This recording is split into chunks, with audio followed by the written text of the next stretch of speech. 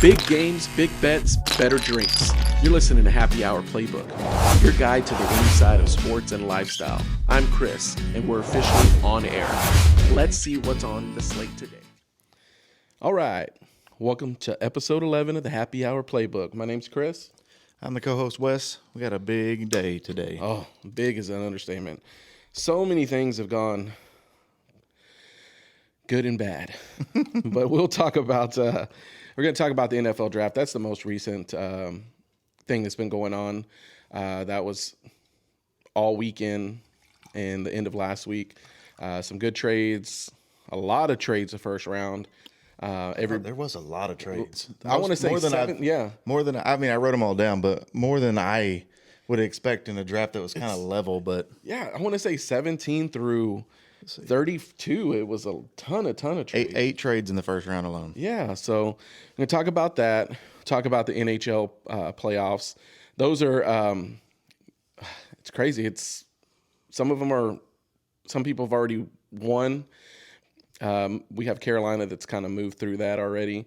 And that, even though they've moved on already, every game was close. I mean, that was a battle. That was not an easy sweep per se. And then we have the NBA.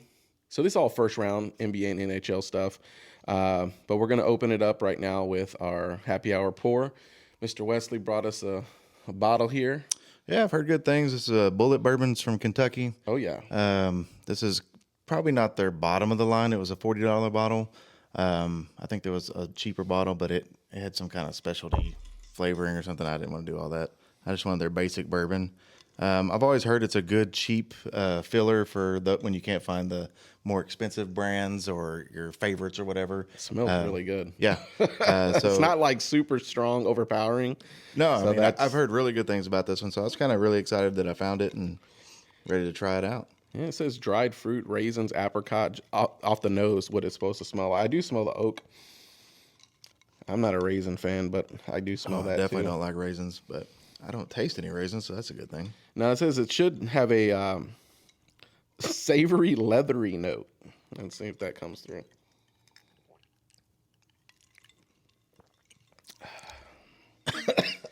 I don't have a savory. I have a, whew, that's a kick, boy. It's got a little burn on it, doesn't it? It does. I don't think it's bad. No? I mean, I feel like... Oh, I taste it. The caramel. Right at the end. You're a weirdo. There ain't no right at the end. There ain't no caramel. Oh, yeah. Right at the end, you can taste that. It's not bad. I don't taste leather, but... Thank God. That seems like a poor advertisement. It's like cologne. Drink our bourbon. It tastes like leather. You know, like main flavor, leather. What is the men's cologne? It's like it's weathered leather. Weathered leather. It's like wood chips. This smells like dirt. I know. We go outside. Actually, they make deer scent cover up dirt smell. It smells great. But it's funny, you go outside for 5 seconds and your wife comes in, you smell like outside. Hey, the cologne company say that's what we need to smell like. We need to smell like it's outside. That's just natural musk. Yeah, that's the musk. Our body's like, we need to attract a mate. Yeah, exactly. I don't know why I'm here, so I ain't trying to, no. Start sniffing your ear. I'm taking, sir. Your scent glands. Y'all are witnesses here. I'm refusing. So not consent. Second, third taste better than first. Yeah, the first taste. I don't know if it's was a lot. I don't know if my palate's just kind of maybe expanding a little bit for this drink, but it tastes better on the second and third drink. Yes, and I don't have that overwhelming. Yeah, take your breath away. At the beginning, it felt like it took my breath away. No, that's pretty good. Yeah. Wow. I'm gonna go playoff worthy for sure. I think that's a good filler for $40. You can't beat that. Yeah, I'm gonna say playoff worthy too. It's really smooth. I think the more you drink it, you can start tasting things. But right off the bat, the first taste was not that good. It's weird. Like I was gonna say, it's like the first was a little bit kind of sketchy, but then as a second, third taste, it tastes pretty good. It was a lot better. I don't know. Maybe I probably should have put it in the freezer and chilled it a little bit, but. I think it could be that too. It could have been just that initial I don't know how people drink this warm stuff neat. Yeah, warm. I don't know about that either. Ain't me. All right, we're going to hit into our NFL draft. We're going to talk about round one. Surprises? Man, I mean, we talked about it that they're, especially with the running back, Jeremiah Love. Oh my gosh. He's a top tier talent. Everybody said he's like top 5 on their boards, all that kind of stuff. But when you look at the needs of each team, running back just does not fit. No. And Not for who drafted him. well, we see him go. I mean, we see him go number 3 overall to Arizona. That was a big surprise for me. The LA Rams move was a big surprise. Oh, yeah. The rest kind of was pretty consistent with what I was thinking. Yeah. But I mean, as far as picks goes, we were obviously both right on number 1.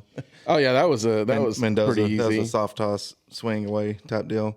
I got Bailey right with the Jets. I think he fits what they want. They're wanting an edge rusher that's going to set the tone of a defense that's rebuilding. Yeah. And my thing is when you're building a team up to be successful, you build the trenches first. Oh, yeah. And that's why the third pick is really confusing to me when you have obviously multiple offensive linemen available. You still had Arvell Reese available, Ruben Bain. I mean, there was a lot of talent. Top Caleb prospects, Downs man. was still available. Yes. There's a lot of stuff that they could have used to build their team, and nobody's really. I mean, there was one expert on draft day that was like, "I don't understand this at all." Yeah, but he said I don't get it. He goes, "This is the first running back that's been drafted in the first round since 2018, and it was Saquon." But he's like, those talents can go in the later rounds. There's no reason for pushing for the first But I round for a understand. running back. He is a talent. I mean, Yeah. he's going to be one of the top paid running backs now in the league starting out before he even plays it down. Yep. But look what happened with Saquon and the Giants. They're never able to build around him or do anything with him because they wasted a higher pick on him that they couldn't use on other players to build up their team. And ultimately, they let him go. Philadelphia got him for a great price, and they already had their offensive line built, and he set records that year. I mean, Went to the Super Bowl, got him a Super Bowl. So right, but I just don't think when you're trying to build a team, especially if you don't have a quarterback, you don't have any I don't know, you don't have a superstar. On your team. You don't have this isn't going to help you. You This isn't going to help you, in my opinion. And what do you say? You had 5 running backs already on the roster. he's number 6. He's the 6th running back, and you have Connor, who's put up numbers. He's been hurt. He's not. I don't think he's had a season where he hasn't number 1 been hurt. and number 2 have been hurt this year. But unless they start cutting people, it doesn't make any sense to me. But, to hold on to him. I guess we'll see. I would like for the Cardinals to be relevant. I think Jacoby Brissett benefits off this a lot. But when you have offensive line problems, or defensive line problems, you could have solved some of those questions here. That's what I had. I had an offensive lineman. Or trade back. There was somebody that might have wanted him, like Tennessee or something. He could have got at least 2 more picks for that, that spot, the 3rd spot. So for sure, I agree. Titans had for me, I had them getting Tate, and I don't think it's a terrible move. It's one of their it's one of their needs. I mean, I don't think it's a terrible move. I had them going more basic offensive line because, I mean, as a quarterback, you want your offensive line to be secure, and theirs isn't. And I think the first round they went defense with the kid from he was I got him down here. He was later on. They traded back Kendrick up. Falk, They traded edge, back up in the first round to get Kendrick Falk. But that's still, I mean, and that's a need for them as well. Yeah. But there was so much available right there. Why would you not take, Ruben Bain or, Sonny Styles? Or, I think Carnell Tate's going to be a good receiver. Most everyone from Ohio State does pretty well in the NFL. But you also don't have, anybody to protect your quarterback. So I find that that's kind of a rushed move. Oh yeah, he's going to be scrambling again if you're not picking up offensive tackles. But it was a need. It was a need. Yeah. So I can't fault them for that. High things are being said about the receiver. So not upset with that at all. Giants at NFC number 5. East. Like I told you, since they got the second pick, I knew they were going to go flashy in that first pick at number 5, and they went with Arvell Reese, which I didn't have him available, so I didn't have him picked. But that was a good pick in my opinion. The Giants, their defense is going to be ridiculous. Yeah, I think the coach, he was at Baltimore all those years, building defenses. I think he's got a little formula he's going to work in. I mean, you got Abdul Carter. Yep. Just off his rookie year, you have Clayvon Thibodeau, who's kind of underperformed for a first-round pick, but still a good talent. And now you add Arvell Reese to this mix. I mean, you're going to have a pretty decent defense just on the line version. But I didn't like to see that as a Cowboys fan. What do you think about their 10th pick?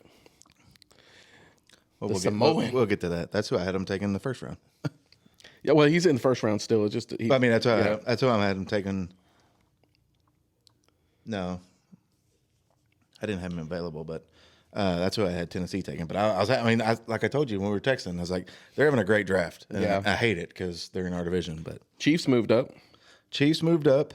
They selected the same person that I had them getting later. So I'm not sure what the pressure was. As I'm looking at the teams, Cleveland, Washington, New Orleans all needed a cornerback. But I don't. One of two selected cornerbacks in the first round. Right. One. I don't think the rush. need was that. No. I don't think the need was there for them to move up that far because they gave up for that first trade. They gave up number 9, a 3rd round, and a 5th round to get to number 6. So they gave up 2 picks basically. Yeah. I think they got the guy that they wanted. Yeah. And it was a big need for them. We talked about them needing cornerback. Yeah, they gave their Pro Bowl, traded their Pro Bowl cornerback away, right, to the Rams. So. But I don't think it's a terrible move. I just think it was a little rushed. I don't know, forced. Like I think he would still be available there. And I think there's still better options if he wasn't. Yeah, you still had our guy. Yeah, Caleb Downs still available. So I don't understand why the rush and picks, but whatever. But it is what it is. You got a lot of applause for the next pick right here. I told you. Yeah, Commanders going in with Sonny Styles.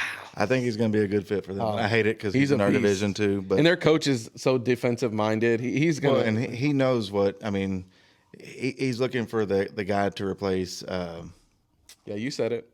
Yeah, Warner. No, it's not Fred Warner. It's no, he's with the 49ers. No, what is it? Wagner. Yeah, Bobby Wagner. The other W. Yeah. He's been a classic Pro Bowl player. Yeah. And, if they could sign him and have him play with this kid for one season or to something. Teach him, yes. Imagine. But I'm not a GM or anything. But yeah. I did think that was going to be a good fit for him. That was. And it's crazy because the way it was looking, just everybody moving before that, I was like, well, is he going to be available? Somebody's going to try to scoop him up. Just because when that first initial team trades up, you're like, oh, these other GMs are going to start panicking. Right. Like, oh, we got to do something. We got to do something. But no, the Commanders got him, pulled him away, and I think that's a good fit for them. I think he's a perfect fit for them. I think it's a great move for them with that first pick. It's kind of like best available versus what my need is. Yeah. Because they didn't have that as one of their listed needs. But, I think that's the best player available at that point. It just doesn't look good in the NFC East for the No, Cowboys. it's looking very tough for the Cowboys. New Orleans. They got my guy. The guy I had him getting was Jordan Tyson. Yeah. Very humble receiver, man. He came out. He's, has played his college career with injuries. And for him to get drafted 8 to the Saints. He's from Allen. Oh, for real? Mm-hmm. Did not know that.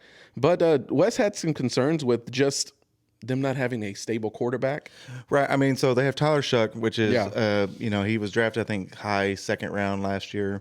His football cards are going crazy, but I just hadn't seen anything out of him. And if you're not really, if you're going with him and you want to give him a weapon, okay.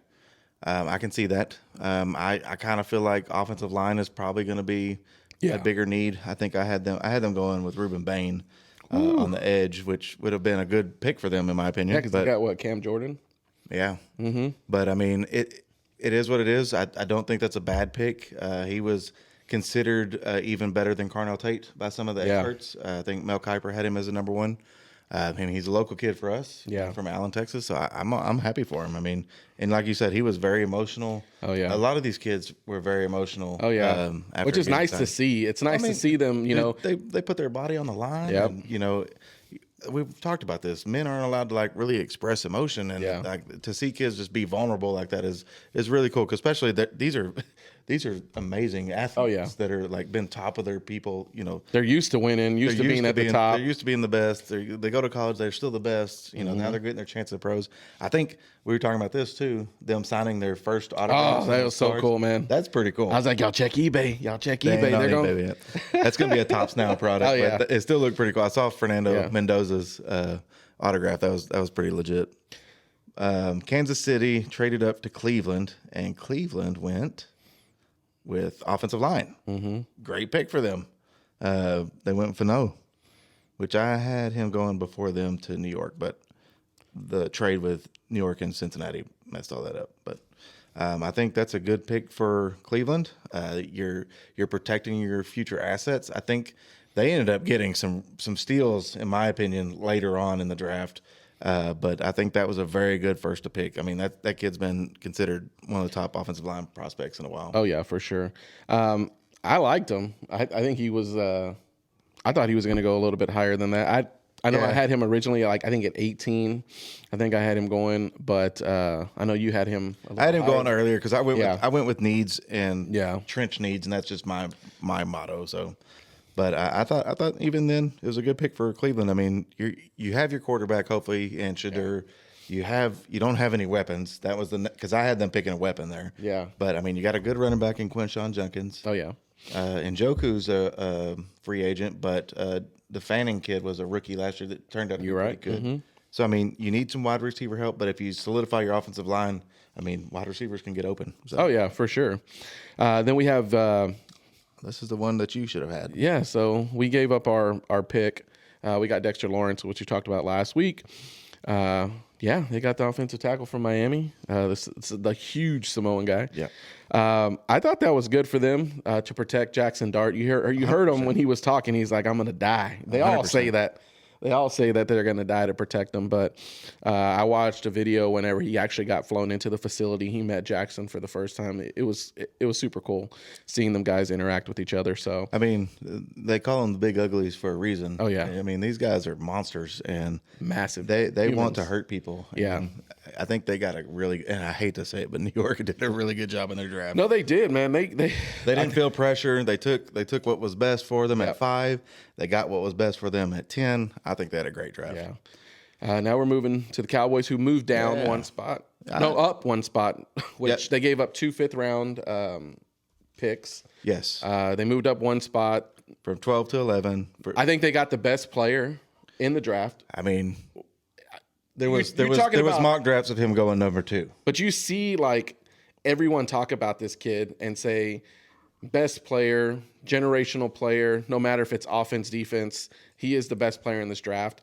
And seeing him go to the Cowboys makes your heart full. It doesn't make my heart full, but it means you we wish don't you play had them him at 10. But we don't play them like that, so we're good. NFC East is going to have a hard time. I saw Malik Neighbors on the podcast with Parsons, and he's like, he looked disgusted. He's like, I have to play this guy twice. I mean, honestly, so I didn't really understand the pressure to move up one pick because I don't think Miami was going that direction either way.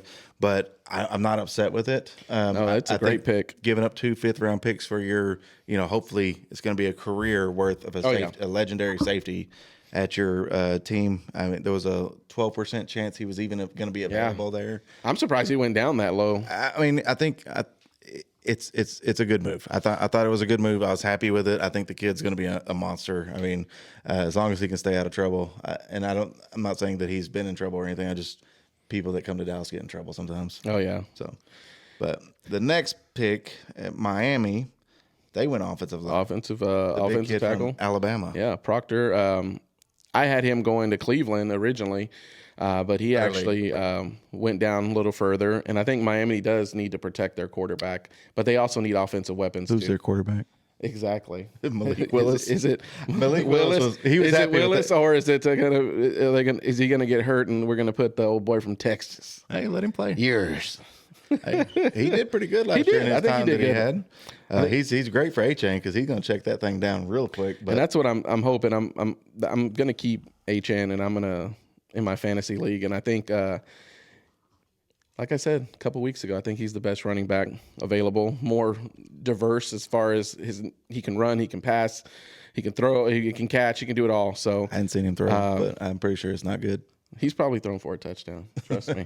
I'll have to look that up. It's okay. He's going to be the only option for you guys next year. So no. He's going to have 10 receptions and 5 receiving yards. Yeah. But I mean, I think that's a good pick for them. Malik Willis, they paid him a lot of money, which they didn't really pay him a lot as far as quarterback value goes. Yeah. But, I mean, for Malik, he got paid. The next pick is what threw me off for the whole draft. Yeah, I did not think Ty Simpson was going to go. I said, honestly, I had him going to the Jets later on, but right. I said if he didn't go the first round, I wasn't going to be upset because a lot of these teams don't want to waste their first round pick on it. But they overvalue quarterbacks. I mean, they want to waste picks on these people. But for LA, coming out and drafting him, like you have a veteran quarterback that you went deep into the playoffs with, that you want to try to, you're building a team around this year to try to go and make that run again because he only has so much time on his clock left. Right. So but I see where you're going with that, but I'm okay. I understand their philosophy too. what about the rehab kid? What's the other kid that they have? Benson? Bennett. No, the Georgia guy. Is that his name? Yeah. He ain't involved. But so Matthew Stafford, there's been a question about retirement ever since the end of the season. So I understand that they feel the need that they have to look to that process. Yeah. I just feel like they didn't need to trade up. They didn't trade up. No, they just stayed. But that's a high pick. 13. It's a very high pick. I think they could have got him even later. They could have probably traded up and got him in the second round. I mean, the kid only has like 10 to 15 games of actual experience. It's a lot of pick there for him to not even play because you're betting on Matthew Stafford to play this year. McVay didn't look too happy. I don't know. He was just like, I know you say that, but I heard the phone call when they talked to each other, and I mean, he'll make history. Exactly. Simpsons. I mean, he's obviously got the tools and the mental capacity to be a quarterback at Alabama. Yeah, you have to be pretty decent. I just feel like it was a very rushed pick. It's probably the worst pick in the draft, in my opinion. Yep. Baltimore. They got the guy that I said they should, the guard from Penn State. Yep. Big old Samoan. Great pick for them. And I think that's Baltimore's kind of thing. They get these big Samoan boys up there and got them protecting. Well, like you said earlier, Baltimore's been built on offensive line, defensive line, trench play, and I think they lost their center to Las Vegas. Yep. So I think investing in this kid, I had him going with a tackle, but this kid's just, it's a good pick either way. So offensive line is what I was thinking, and that's what they went. So Tampa Bay, they picked two. I put Reuben Bain Jr. I thought they might have seen the shiny object in Sadiq and just thinking I think it'd still be a great pick if they'd done it. But they went on the defensive line. Reuben Bain, I think he was undervalued there. I think he was underappreciated. I mean, like they said on the tape, his arms are short, but this guy dominated the college football playoff. I mean, he dominated it. So I it's a steal right there, in my opinion. Yeah, I think they got a good player out of him. I think if you would have asked, there's a good moment online of him talking to the coach and GM when they told him they were picking him.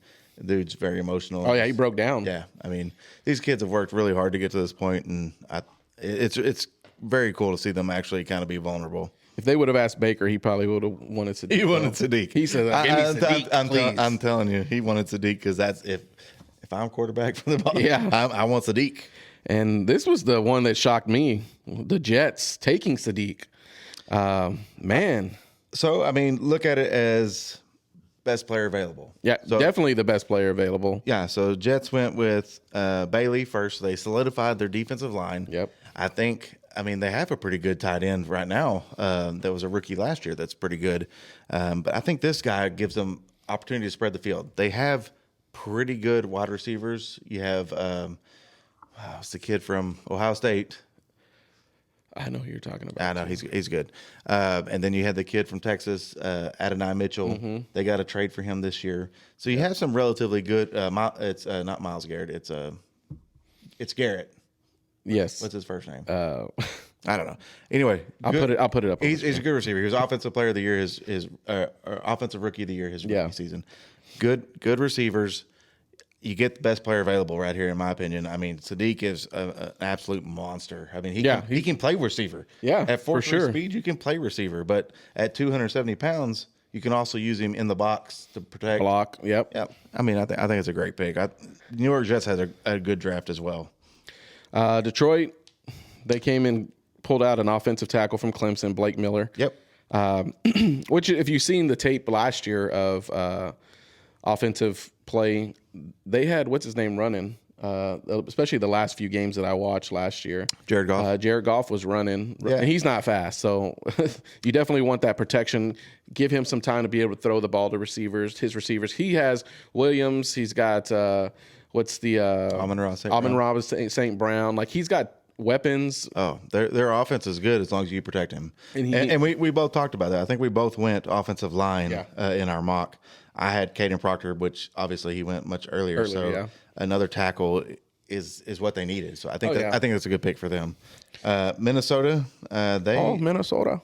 Minnesota, tiny soda. Let me show you the Minnesota snowblower there now, don't you know?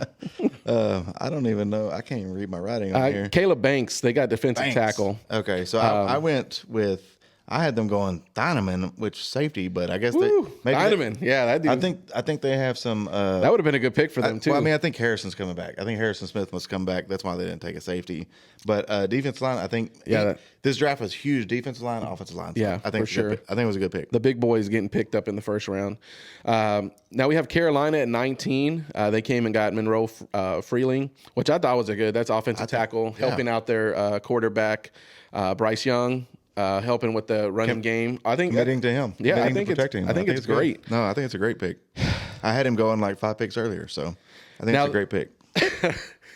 So I don't know if you read into this a little bit, but the next pick, the Eagles. I don't understand it. So they had, the head coach for the Steelers, right, is McCarthy.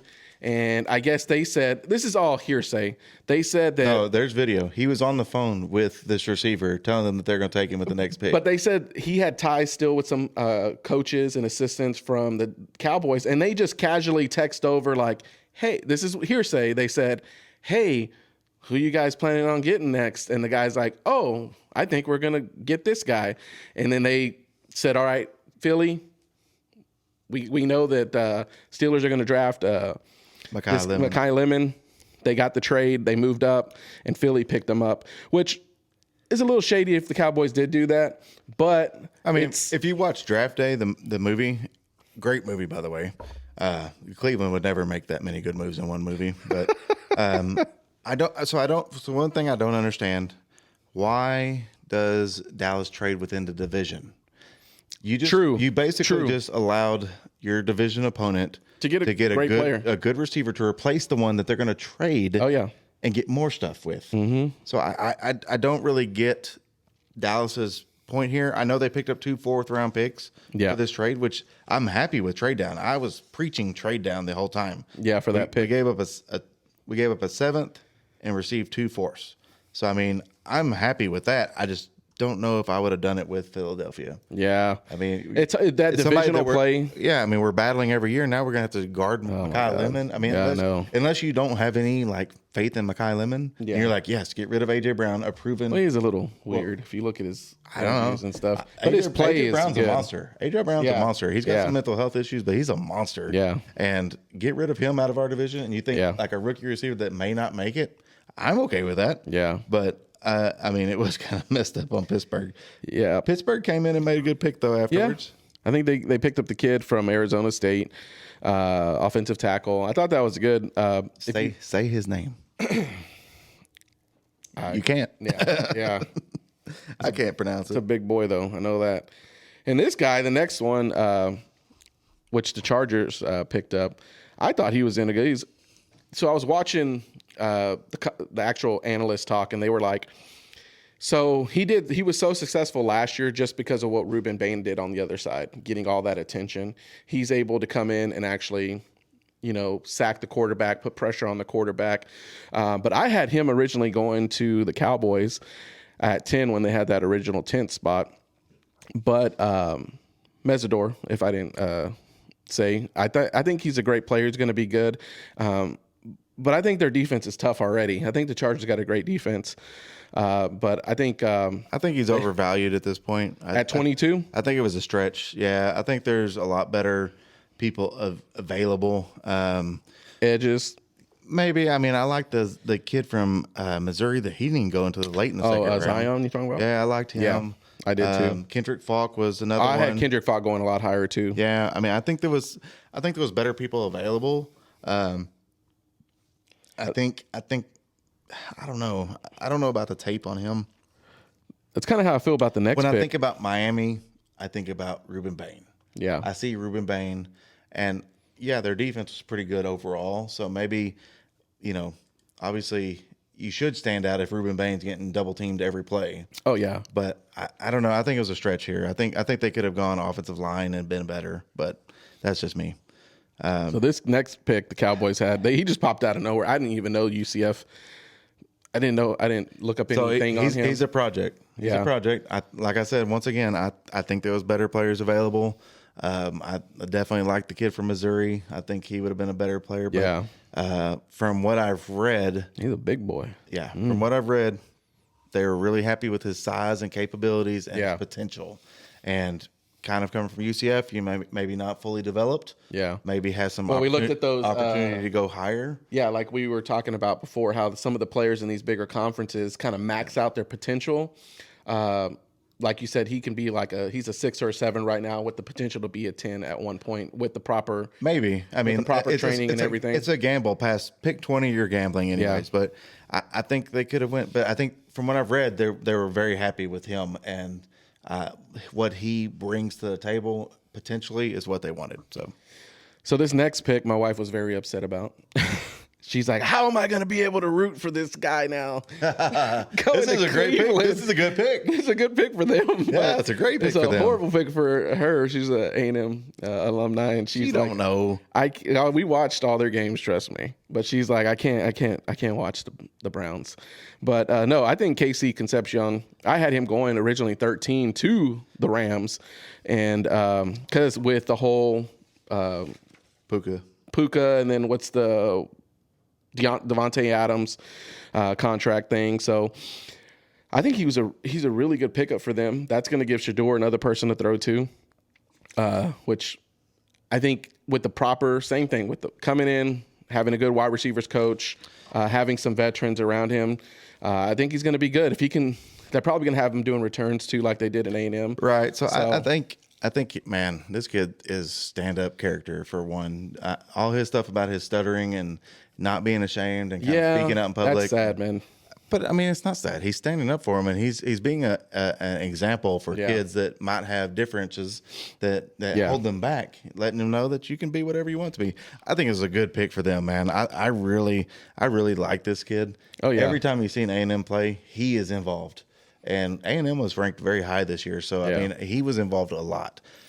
Cleveland, one of their biggest need we talked about earlier was playmakers, and this is somebody that's going to fill that need. Like you said, punt return, kick return. All that I can see him. I can see him in special teams doing some good things. And the way I'm kind of previewing kind of later in their draft, but they take Denzel Boston in like the second round. Great receiver, Washington. He's a monster. Yes, and they got him in the second round. Yes. So I mean, you have Boston on the outside, Judy on the outside. You have Concepcion on the inside. I mean, I think you have a pretty good, I guess, recipe for success there as far as weapons go. I think it was great. I think it was a great pick. So at 25, we had Chicago. This kid reminds me of a player they used to have that retired. Can you think of who I'm talking about? Went to New Mexico. You're talking about Urlacher. Oh yeah, but this is a safety. It's not. I know. This is not a linebacker. But didn't he play safety before?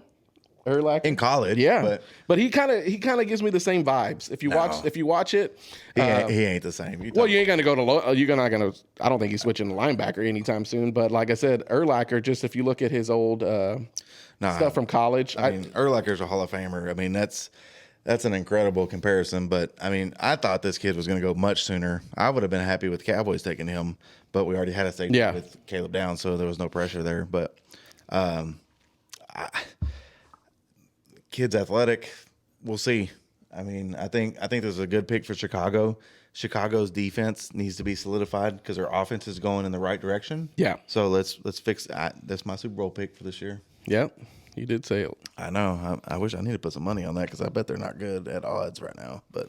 And Texans, they got a guard from Georgia Tech. Okay, so Houston traded up. They did to Buffalo. Yeah, because Buffalo originally had, I think it was the 18th or 19th pick. No, originally. No. Well, I don't know. As far on draft day, they had the 26th pick, and they traded with Houston for the 28th. Houston gave them Buffalo gave Houston the 26th and the 3rd, and Buffalo got the 28th, 3rd, and 5th round picks. So basically they picked up a 5th round pick for this trade, which in turn, Houston turned around and selected Rutledge. Yes. Offensive line. I can't fault them.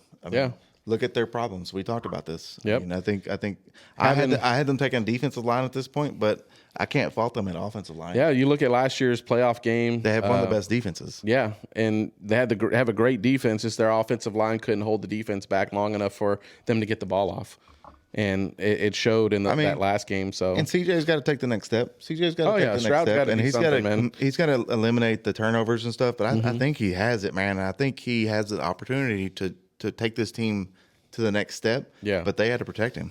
So I like that pick. Second cornerback taken was to Miami, Chris Johnson. He went to San Diego State. He was not even on my radar as far as cornerback. Yeah. I think this is a reach I here. think there was a lot better cornerbacks. We had the kid that eventually went to the Raiders. We were talking McCoy. I mean, he had injury problems. I mean, he didn't play all last year because of an injury.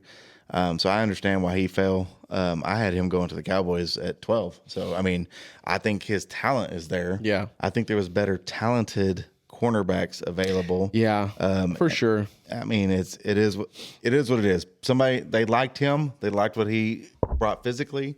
I didn't have anything on him at all. So it was a complete surprise for me. He wasn't in my top 5. So. Especially to trade up. Because they traded San Francisco. They gave them a 3rd round pick instead of a 4th, and they gave up. So basically, San Francisco got a 3rd instead of a 4th. 4th, yeah. Yep. All right, Patriots. They moved up too.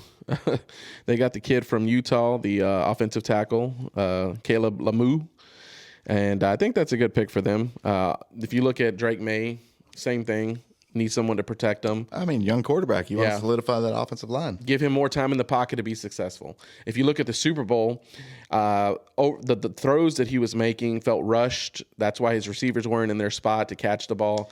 And I felt the same way, too, on the other side of that Super Bowl. But I think having an offensive tackle would help them. I mean, I think it's a good move. I had them going defense on my mock, but they only gave up a 4th round to get their guy that they liked. I mean, and I can't fault them for wanting to protect their quarterback. I mean, you have a young quarterback. You want him to be successful. We haven't made it to his 2nd contract yet. Yeah. You know, these teams that are trying to play with these rookie quarterback contracts, they want to maximize whatever they can get out of them before they have to fully pay them. And I think that's a good move. I don't fault that at all. 29th pick, we got Kansas City getting Peter Woods. Man, yeah, he's a monster, dude. I saw him getting off the plane. Him and the kid from Mansour or whatever his name is from LSU getting off the plane and meeting the staff. This guy's he's not tall. He's 6'2.5", but he's a big boy. He's a big boy, and he's 300 plus, and he runs sub 540. And I think he's got a great 40. I think he's got a great teammate in Chris Jones. Oh, I think he learn as much as you can, man. Learn as much as you can. Well, it's not even that. It's just not even just learn as much as you can. Imagine the pressure you're taking off Chris Jones. Oh yeah. I mean, if you double teams, all exactly. That. If you can produce, by yourself without Chris Jones, I mean, it's only going to make Chris Jones better. It's going to make him happier. I think it's a great pick. I had him going much earlier in this draft, so I think it's a good pick. Next pick, 30th pick is Jets. They had 3 first-round picks. They traded up for this one. Yeah. They gave up a 5th-round pick for this one. So they got Omar Cooper Jr., which I didn't have him in my top 5. He's a good receiver. I mean, they were talking about him from Indiana being a good receiver. I don't see the reason to trade up. Yeah. Like I said, Denzel Boston was still available. He's a big physical wide receiver from Washington. Yep. I think he was way better. I think this was a forced pick. I don't necessarily say, I'm not going to say it's a bad pick, but I don't think it was warranted or it was rushed for sure. I don't know. I don't know if they were just like, well, let me see. On the clock, I gotta go. I gotta pick something. But I thought Boston was a better pick. I mean, I had him first trading round. up, they had him in their sights their whole time, in my opinion. So I don't understand, but it's not for me to understand, I guess. But I think there's just better people available. I would have went with the more physical, bigger receiver in Boston. Tennessee traded up. They did. They got the old edge from Auburn. Yeah. So I mean, it's a good pick. You had him going much earlier. I did. I had him going a lot earlier, and I think it's a good pick. I think they basically gave up a 4th round pick for this because they got a third and a fifth, and they gave up a third and a fourth. So Yeah, I think he's going to a good team. I think hopefully with the change in the coaching and everything that they can figure out what they're going to do on the offensive side since they went with the offensive moment with getting Tate in the beginning, and now they're kind of working on their defense for the first round, into the first round. So I don't mind them trading up for this kid. I think this kid's he was good. I thought he was going to be gone a lot earlier. I think I think they traded up because they didn't go offensive line, defensive line for the first pick. Mm-hmm. I think this was kind of a catch-up pick. They didn't give up a whole lot, so I think it was a good trade and a good decision. But I still feel like they messed up taking wide receiver. But now we had a Notre Dame running back going to the Seahawks. I know, but we knew that one. We knew that one going to work. So, just a different one. Just to be fair, he is highly regarded as the best, second best running back on the board. Was it Price? Yeah. I mean, that's what Seattle needed. They needed it, and I definitely think that third pick, that definitely could have been. He could have been a first round draft pick, Love, and ended at 32, and it would have been fine. I think he wouldn't have made it. Somebody would have made a dumb decision just like they did early. I mean, the Cardinals rushed. I just don't understand. We'll see. We'll see how it pans out. I mean, hopefully our podcast is going in a couple of years where we can be like, oh yeah, Jordan Love traded to the didn't work out of the Carolina Panthers for a 7th round pick. All right, we're going to talk about just some of our team Cowboys picks. Well, let's just see what you give me your overall grade of the Bengals. I think it was. I want to say we kind of fixed some of the places that we needed. We got rid of a couple of cornerbacks. We picked up Davis from Washington, which dude's big. I think he's like 6'4". He's a big cornerback. Cassius Howell, I think with last year having our first round pick, Shamar Stewart, helps kind of. We got rid of Hendrickson, so you got 2 A&M guys potentially starting. We have a great. We talked about Cassius Howell. I mean, he got dinged because of his short arms or whatever. Same thing Bain got. But this guy was on the field making plays all year long, up until late in the season. Yep. But he was dominant. And you're dominant. I mean, I don't care how long your arms are. If you're dominant, you're dominant. Yeah. I mean, because he's going against SEC talent. So he's going against the same size lineman he's going to go in the NFL. Oh, yeah, for sure. They're the same. So, and I think I'm going to give him – if it was me, bias guy, just because it's my team, I would have say A, but I'm going to say B. I think B's good. I think there's a couple of areas we could have gotten a little bit better. But we picked up – so what's our struggle's been is our center and our guards. We picked up 2 centers, which we got Connor Lew, which I had him going a lot higher from Auburn. I had him a top 5 center. And then we picked up in the 6th round a kid from – the 8th Brian round. Parker, second, from Duke.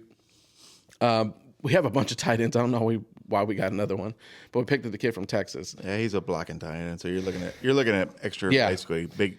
I think we have literally. I think formation. I think we have 5. You traded up for him, so you must have really liked him. Yeah, I give you a B minus. I think your trade for Dexter Lawrence was a pretty good trade. Yeah, that was a good trade. I think we got a proven player. You're going to have 3 years of decent time with him. Yeah. Because his prime is going away. But I think it was a good trade because you got a proven defensive tackle at a position you're not guaranteed at number 10. I'm pretty sure you would have liked Caleb Downs, but I think it was a good trade overall. I like the Howell kid from Texas A&M. I think you did. This was a positive draft for you guys. Yeah, for sure. I mean, I think we're fixing our issues. If you look for the past 3 years, what our issues have been, it's been defense.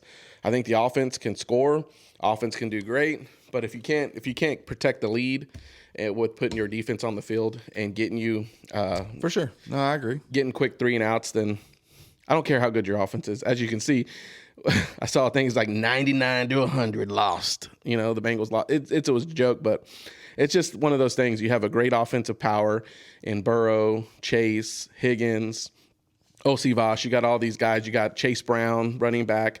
You got the weapons. Yeah, we have the weapons, but if we don't have the defense, like I said, and I think what hurt us last year is we had a couple people just I don't want to say faking injury, but I don't think they were really injured, but they were putting themselves so they didn't get injured so they could potentially get traded. Is that Hendrickson? Yes, Hendrickson. Okay. Fuck that guy. You're so fucking butthurt that he's at the Baltimore now. Oh, he was talking shit too. Hey, it's okay. It is what it is. He's got to put up or shut up now. All right. We got you guys 7 picks. Yeah. Whoop. So, I mean, I think that was more than we were expecting. Dude, y'all came out. I'm not upset with this draft. So we went safety, edge, offensive tackle, cornerback, edge, wide receiver. 3 edges. I mean, your 7th round picks are a definite gamble. That's like betting on like I don't think 100 to 1 odds. I don't think I've heard of the Anthony Smith. It doesn't matter. Yeah. None of those guys matter. 4th round up matters. And we had 3 4th round picks. Yep. And I think they went pretty well. I think this was a pretty well, from what I've seen from other experts, graded about an A. I would give them an A. Because they did good, yeah. If Caleb Downs turns into the superstar, legendary person we're expecting, I don't know anything about this Malachi Lawrence. All I've read is that he's a big project that could potentially, his ceiling is very high. Yeah. The linebacker from Michigan, I feel like is a really big pick for me.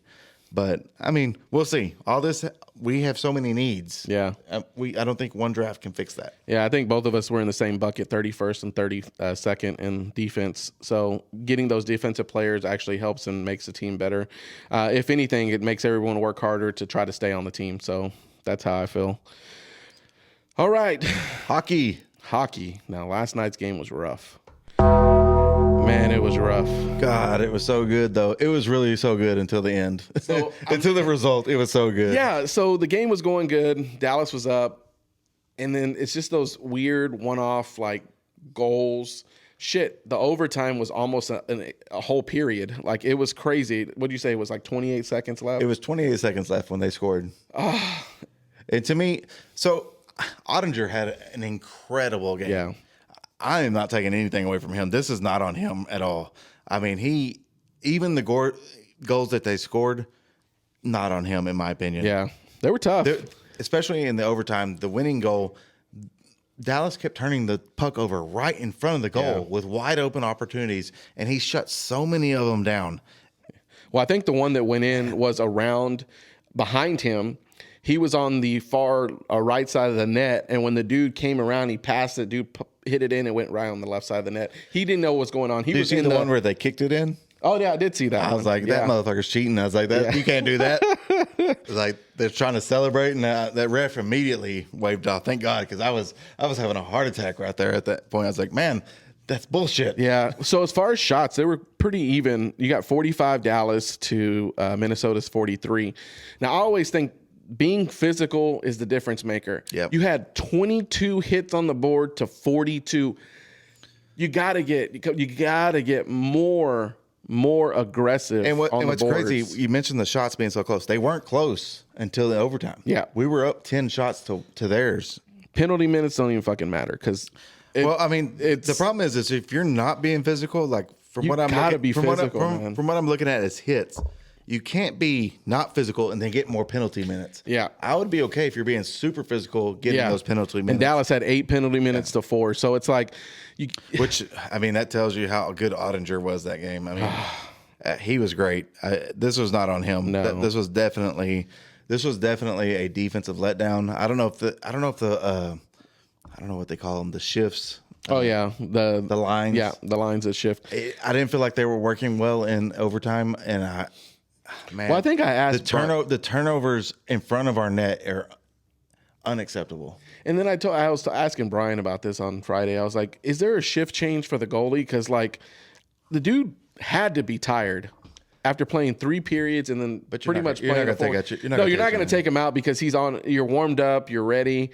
But like to take that many shots at you, and it's tough, man. Your team's not like being heavy on the hits and we had opportunities. There was one time there was like 5 people in the goal fighting for the puck, and one of the Wild guys literally grabbed it and threw it out because it was literally just floating back there, and we couldn't get it in. I mean, I think our offense looked really well. I think our defense kind of just hurt us down. I mean, it's okay. I mean, we knew this was going to be a dogfight.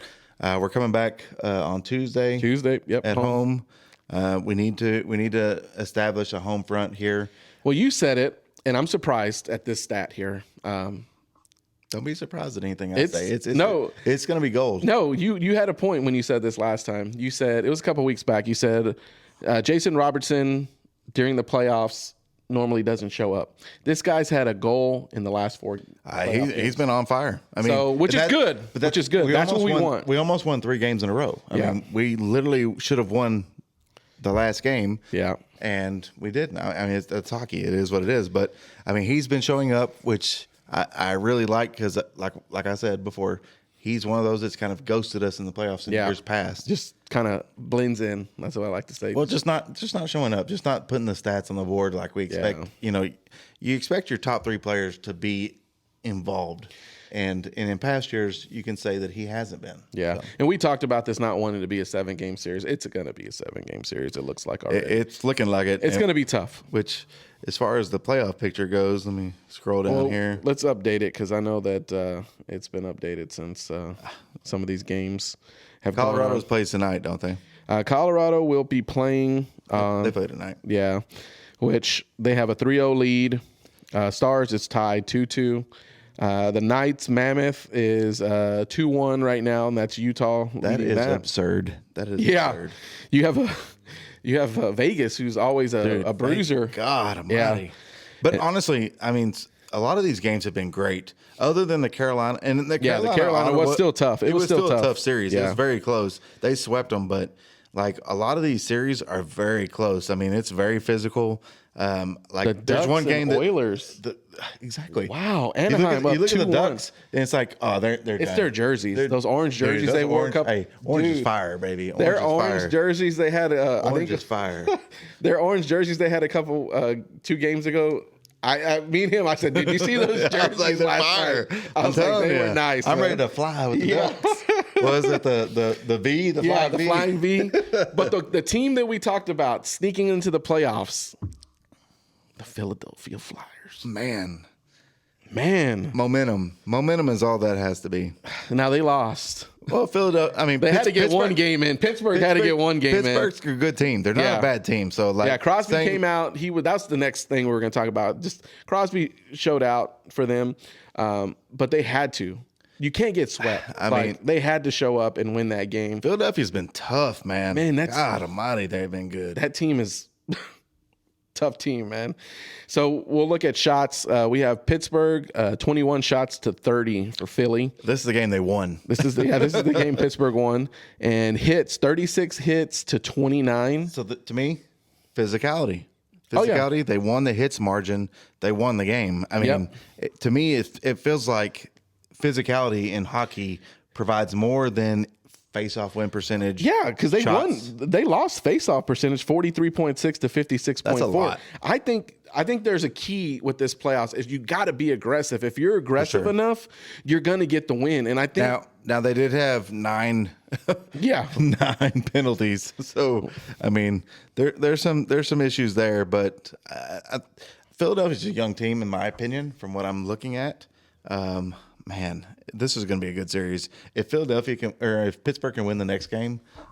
Oh, you're making it series. Oh, dude, this is going to be lightning in a bottle.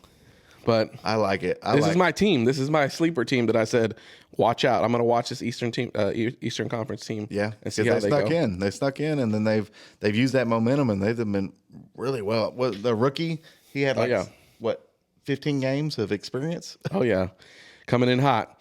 So the Eastern Conference, we have Sabres, Bruins, Buffalo's winning that 2-1. Lightning, Canadiens, Montreal's leading that 2-1. Which that's crazy. Carolina's already in. Tampa Bay is such a good team. Yeah, and then we still have the Penguins Flyers game. So that one's 3-1 right now. They have a chance to win that series out. Who's playing this next game? What's up? Who's playing tonight? Was it the 26th? Let's see here. Oh, my things. Yep. So tonight we got Sabres won 6-1 today, so they lead 3-1. Yeah. So tonight we have kind of expected. They had that really bad first game, and they've come back in. So it looks like the Avalanche might win. They just started the third period. There's 16 minutes left. They're up 3-1 to the Kings. So they But this hasn't been an easy series either. No. I mean, we talk about the rest and stuff when you sweep a series. Yeah. I feel like this team, I mean, I would like the Kings to win a game. Oh, it just went to 3-1. That's not good. So, Avalanche are going to sweep that series probably. But And they'll be sitting waiting for whoever wins out of the Stars and Wild, which is suck because, like I said, you it's get going to that go rest. 7 games. You get that rest, and then I think Dallas' series going to go. It's going to go. But honestly, I'm 7. I don't want to sweep. I want to play the whole series. I want to be with the momentum of a win and a hard fought win to go forward. Which is good and bad. So it's good and bad. You have they can sit out a couple of games. They'll be sit if they win tonight. They'll sit out. It's tied, so you have at least 2 more games. Yeah, at least 2 more games where you're just getting rusty, sitting there not doing anything. Yeah, so it'll be a week. I mean, that's tough. I mean, it's good for them, but it's like sitting players in the NFL. They always sit them at the end of the season. I hate that, and I feel like that ruins their momentum and their any kind of progress that they're working on. I don't like it. I don't like sitting players. No, I like if surefire. You know, you're in the playoffs, whatever. Get your players out there. Let them get some momentum. Let them feel the game. I mean, it's different. If you sit out a game and then you come back the next day and try to play against a really good team that had to fight their way in, you're at risk, in my opinion. All right. But, hey, these Stanley Cup playoffs are about to heat up. It is. It's getting good, and you'll find out the series will probably be over by the time we get to our next episode. So we'll talk about round 2. Going from there and kind of give a preview of hopefully the Stars. I'm hoping they pull out 6 games instead of freaking 7, but it can always go to 7. So kind of just they had that game locked up and it didn't go their way. I mean that was I think they played probably in a loss. That's probably one of their best games that I've seen them play. All right, NBA playoffs. So man, the team surprising me the most. The Lakers, yep. Man. With 2 of their stars out, they are still in it. They're actually leading 3-0, which is ridiculous. And they play later on tonight. They play tonight. So that's going to be, for sure. I got a parlay out. We'll talk about that on the locks. But I need to start looking that up, I guess. OKC 3-0 right now to the Suns. I think we all kind of knew that. Lakers and Rockets, LA's leading right now 3-0. This one, the Nuggets, Timberwolves. Timberwolves are up 3-1. Yeah. What the hell's going on in Denver? I don't know. We talked about Denver seems to like. Well, you said keep it close. For some reason, I don't know why. To go down 3-1. I mean, Jokic is a generational player. I don't understand why they're even close. But Minnesota's played the game, and they're up 3-1. And it's looking like a Jokic out. Yeah, it's a young team, too. Honestly, that's good for everybody else involved in the West. I mean, if we talk, my Spurs that I have picked to win the finals, they won today. They were down 17. That was a close They were down game. 17 at halftime, playing like crap. I come over here, I check my phone. As soon as I get in, they're up 7. I'm like, what in the hell just happened? And the Spurs lead the series 3-1 right now. Their next game is, I think, Tuesday. Wemby's back. He was out. Oh, did y'all see that concussion? Dude, man, his face smashed. He smacked the ground. But it looked worse. He missed one game. They won without him. Yeah. So that provides me encouragement that they're a really good team even without him. Yeah. Well, they have. But with him, they're dominant. Well, they have Castle. They have a good backup players. They got good backup players. You got Fox, who's a superstar. You got Castle, who's going to be a superstar. You have the rookie. What the hell is his name? Hold on 1 second. I'll find you his name. Harper, I think. Yeah, because De'Aaron Fox had 28 today. But did you see what Wemby said from the bench? What? If I didn't get this concussion, we would have swept y'all. Oh, for sure. I thought that was funny. They had to slow his voice, do his lips. I mean, honestly, they had to slow it down. He was in the game that they. He was in the game that they. He was in the game that they didn't win. Yeah. But that was when he went out early with the concussion.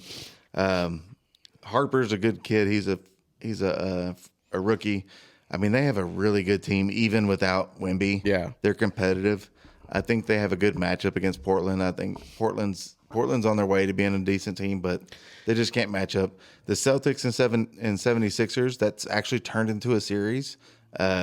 the VJ Edgecombe rookie had a great game. Second game, they What did he get, like 30 points? Oh, dude, they turned it. They crazy. turned it around on that second game. It was ridiculous, and they play tonight here at 6 o'clock. I think the Eastern Conference is a little bit closer. So you had Pistons, Magic. Pistons are leading. I mean, the Magic are leading 2-1. What's his name's back? Oh, Cade Cunningham. Cade Cunningham. Yes, So if he plays, to me, they're the winner. they're down though, 2-1. I know, but if he plays, they're the winner. So before we got started, too, the Raptors Cavaliers game was really close. I think it was like 93-89, something like that. That's It came down. That's a 90s score. Yeah. That's a 1990s basketball score. And they're tied. They tied the series 2-2. Knicks Hawks 2-2. That was on last night. I watched that. Celtics 76ers. Boston leads that 2-1. The Eastern Conference is competitive. No, They're keeping it I close. talked about Orlando being a pretty good team. But if, like we said, if Cade Cunningham can stay healthy yeah, throughout the playoffs, It's I think ridiculous. that will be my Eastern Conference team. I thought he was done. I thought he was out for the rest Well, of the the year. collapsed lung, yes, you would think. I thought he was out for the rest of the year, so I'm kind of surprised that he's back. But with him being back, they're my favorites. I mean, I feel like they fit the mold. Let's see what he They're did. playing from behind right now, but I mean, they play tomorrow, so we'll see what they do. But I think Orlando's a really good team. Oh, it's a young They're team. a very young team. And I have them winning against Detroit if Detroit doesn't have Cade. Yeah. Cade's a different mixer. Yeah, he is. He's, like I said, he's been doing really, really good. He's averaging almost 24 points a game, which is a lot of points to be putting up. And that's the most between that's the most of anybody on the Orlando team. Spurs so. lead 3-1. Nuggets are down 3-1. LA leads 3-1. I feel like they put the finishing touch tonight. My gosh, LA. Thunder's going to beat the Suns. Thunder's going to beat the Suns. Wasn't this what I was talking about with LeBron? Key players. He was supposed to be a third this year.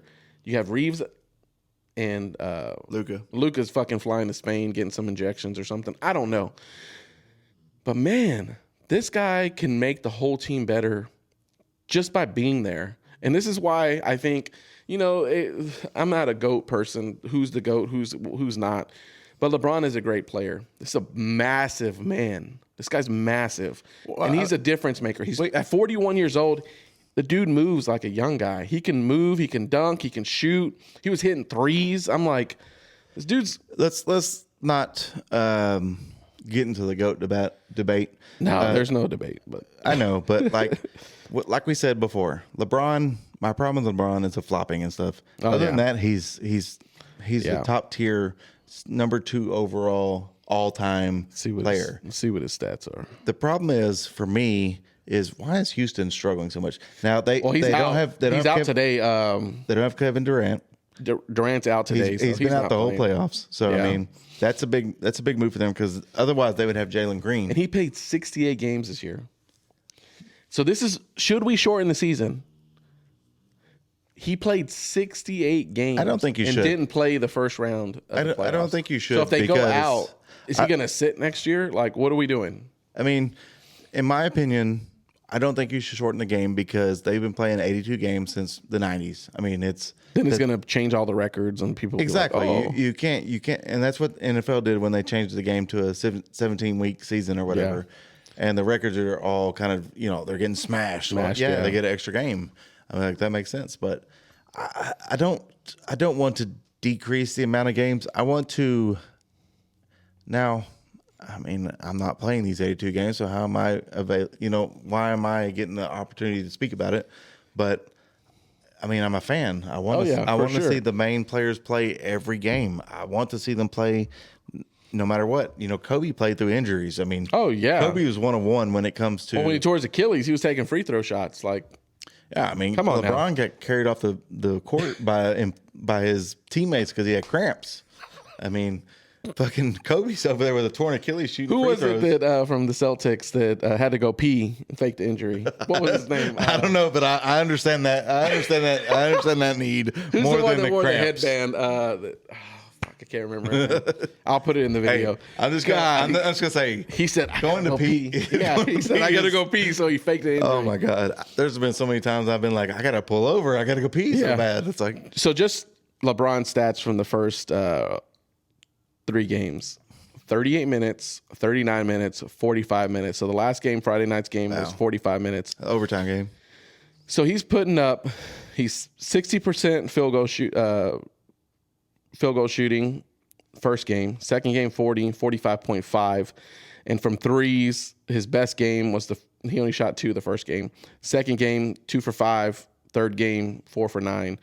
But he's relevant. He's there. He's in the game. Like, he's playing almost the whole game. At 41 years old and you're almost playing the whole game, I mean, medical science is crazy. Like, they didn't have this back in the day, obviously. PRP. But, he's getting something. He's doing, I mean. He's staying active. But I know he is. I mean, That's like me going out on the basketball field right now. The fuck?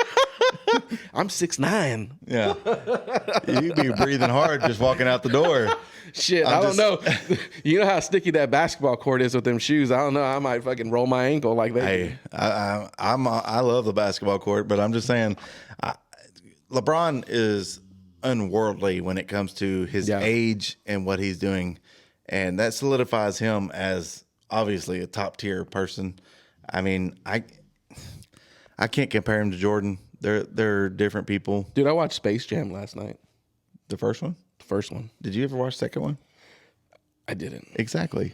You But watched the first one You watched the first one. Brought but you back watched memories. He came back as 45 at the end of the game. At the end of the movie, I was like, Yeah. I remember like Jordan's playoff run. I remember him getting down into the playing the Utah Jazz, those 2 conference finals, like, and I wanted the Jazz to win. Because at the time, you didn't know what you were witnessing. You didn't know that you were witnessing greatness. We definitely took it for granted. I took it for granted watching him. I took it for granted watching Kobe. I took it for granted watching Dirk. It's hard to vote for. Kobe was great, but Man, the Mavericks were good at that time too. So you wanted Dirk to win. You wanted Jason Kidd. Allen Iverson. I like Jason Kidd on the Nets. You remember when they got swept? Yeah. Oh, that sucked. I was going for them to win too. I know. I mean, so in our lifetime, we've witnessed a lot of great basketball. And it's unfair to compare 2 generations. But, I mean, to me, Michael, his mentality and his ability to... I like that workhorse. Like, keep going, going.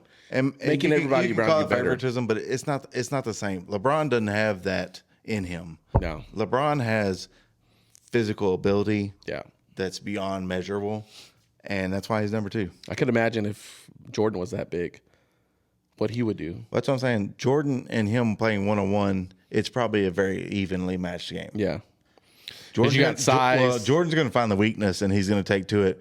But LeBron has the size, the speed, the everything. Yeah. I mean, that's what's crazy about it. And you can't and to me, it's hard to compare them because they're different positions. Yeah. But 2 different positions, man. But I really like the Lakers' momentum here. I feel like they carry on and beat the Rockets, which I was really upset with the Rockets trading away Jalen Green. My thing is, though, I thought he was a great player. They got a tough road if they do win. If the Thunder end up winning and the Lakers end up winning, that's your. You better hope your key players. If Reeves comes back and Luka, you better hope that PRP or whatever he's getting injected is helping because the Thunder are coming to play. They want to win. They want to do back to back. Yeah, they ain't making it. The Thunder? Nah. Spurs got them? Yeah. Wemby. He's an alien. Wemby. It's true. Wemby healthy eliminates the Thunder. But it just depends on if they make it. That Wemby's got to be healthy. I mean, he's got to. The Timberwolves, if the Timberwolves get past the Nuggets, I think that's actually a better matchup for Wemby. So, I mean, I think that's a young team. I think they win that matchup. I think they have a harder time against the Nuggets, but, I mean, it is what it is. It's very hard, and that's it should be like this. It should be like, well, I don't know which way to go because it's so close, and that's the beauty of the playoffs, in my opinion. All right, guys, I lost my bet. Fuck. I was gonna go over. I lost mine too, but it was protected, so I got it back. Yep. All right, so we're gonna go on to our next segment, which is a happy hour lax. So we got a bunch of games coming up with our NBA games and NHL games. Prize Picks actually been sending out a lot of free stuff to get you guys more basically using the app. I've gotten shit. One day I had like 3 or 4 30% boost on my I got a 15, I got a just picking a team to win. I got one available, and I got a $15 protected that's coming up too. So, but the one that I had was it was super ridiculous. It was I think it was a bonus that they gave me of $20 for 6,300 to win, and I lost. Aggressive. Yeah, it was very aggressive. So I had R.J. Barnett getting 34.5 PRA, and I got 27. Cornette, which I had him only getting 9.5 points. He only got 2. I only needed him to get 6, and he missed 2 dunks at the beginning of the game, so he can go to hell. And then I had Scoot Henderson for Portland getting 19.5, which he's been averaging. He got 0. Yeah, I mean, he had a rough game. Portland started very badly shooting, and so did San Antonio. San Antonio wasn't good, and they were very close at the beginning, and they were up. Portland was up 17 at halftime, and then they lost. 93 to 114. Which is crazy. I mean, that's just very poor offense. I do have 3 later on. I lost the first 3, so I'm not going to get anything from it, but I have Houston LA's game, have Thompson getting 34.5 PRA.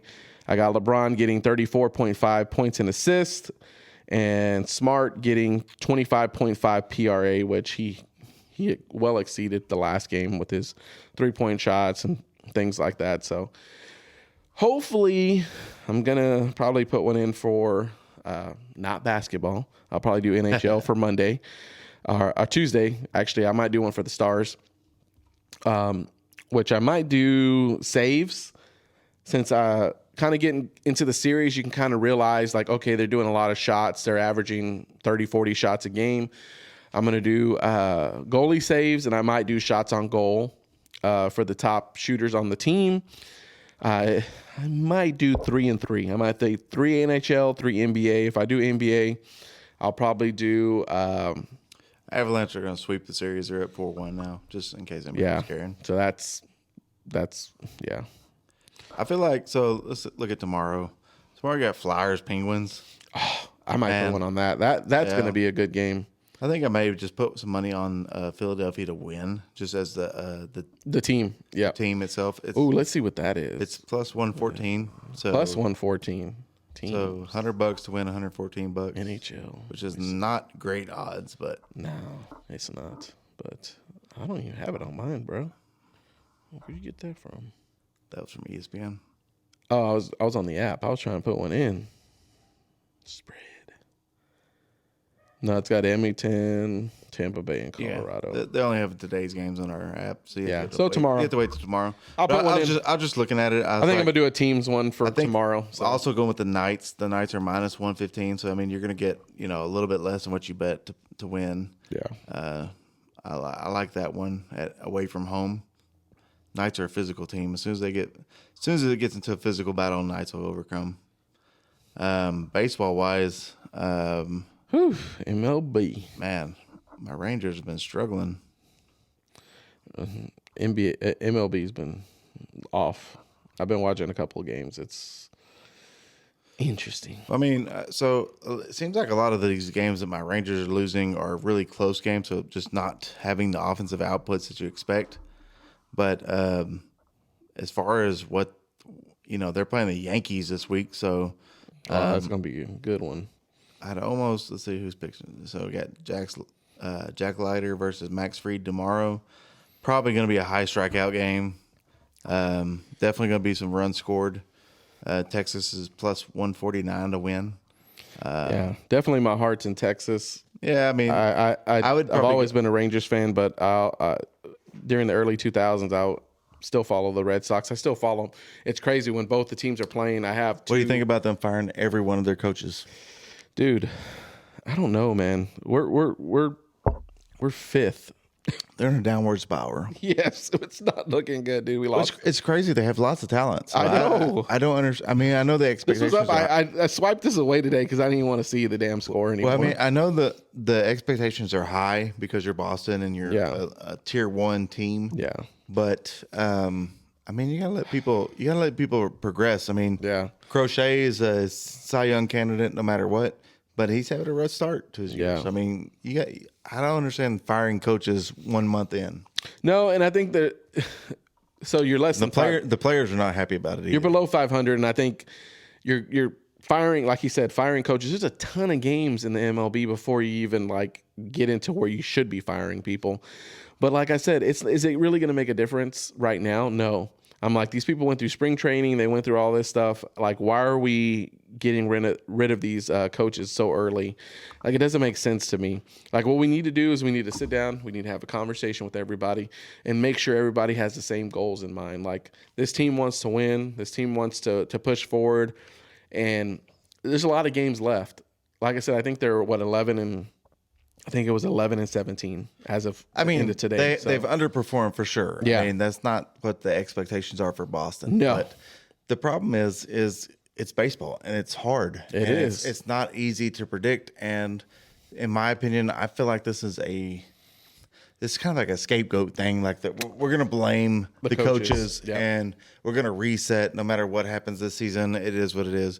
I think the way the players are responding by being upset means that it's a performance thing. It's not a coaching thing. It's a performance thing.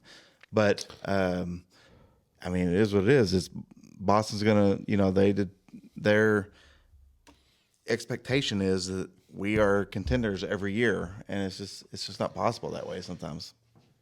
We do got to go to Rangers game.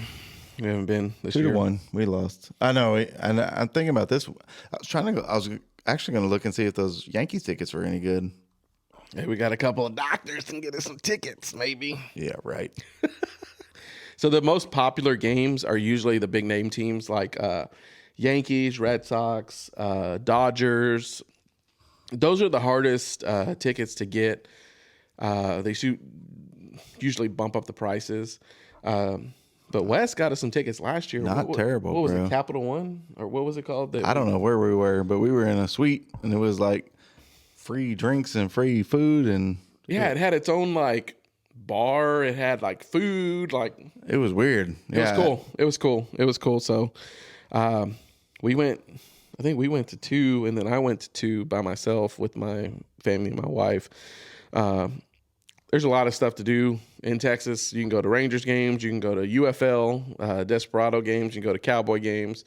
Shit, this year they had F1, Indy car racing. I mean, hell, we went to the Allen Americans last week. Game last It was week. awesome.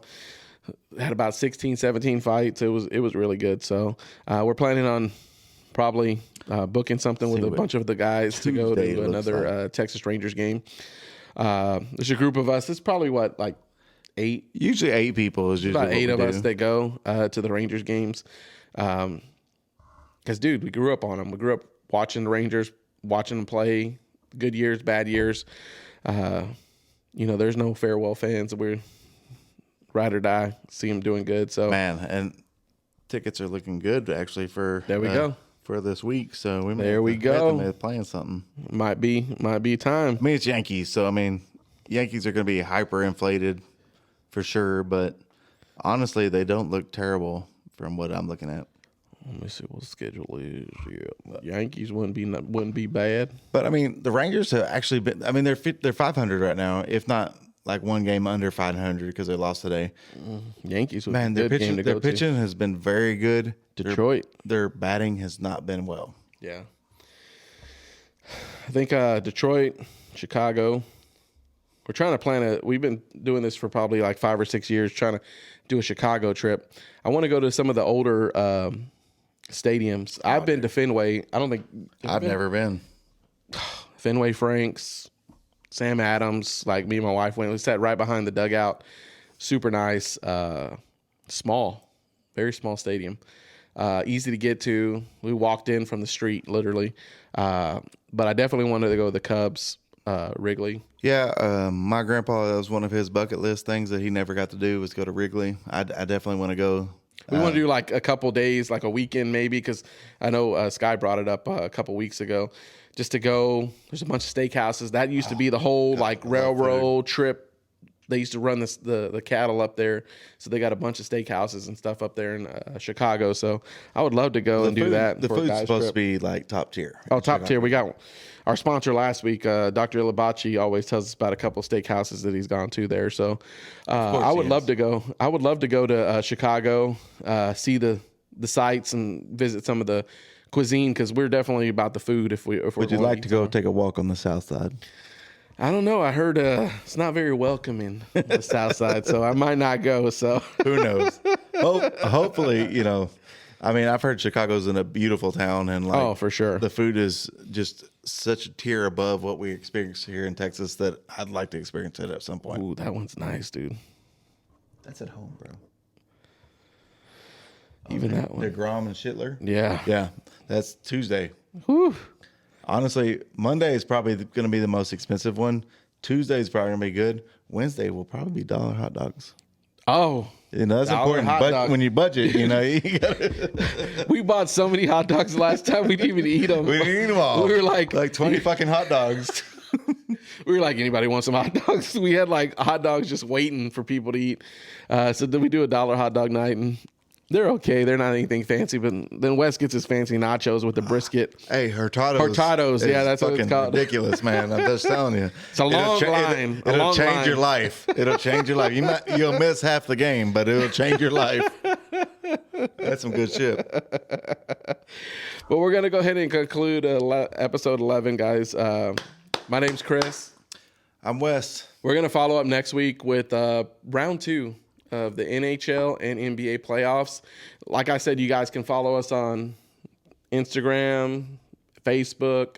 We're on TikTok, YouTube, all those. Like, comment. This past week, we've actually got a lot of people interested in our 90s throwback that we did. I think we should revisit that again. Yeah, I think there's actually more to talk about. I was going to say, I have more to talk about that we For missed. sure. So we could talk about that. Actually, we'll probably talk about that next week, plus the second round playoffs for both NHL and NBA. But we got a lot of feedback back from that. People were liking it, like what we were talking about. People were actually commenting on our videos and our shorts, saying that they appreciate what we do, which that's what we're here to do. We're just here to have fun. Yeah. So time. hopefully next week we'll have a sponsor. We got somebody in mind. So we got this right here. But I want to say until next time, we'll talk to you guys. See you later. Thanks for tuning in. Bye. That's the final whistle for today's Happy Hour Playbook. I'm Chris, and we're officially off the clock. Make sure you follow us on Instagram, YouTube, Spotify, and Apple Podcasts so you don't miss out on our next slate of picks. Stay sharp, stay hydrated, and we'll see you at the next kickoff.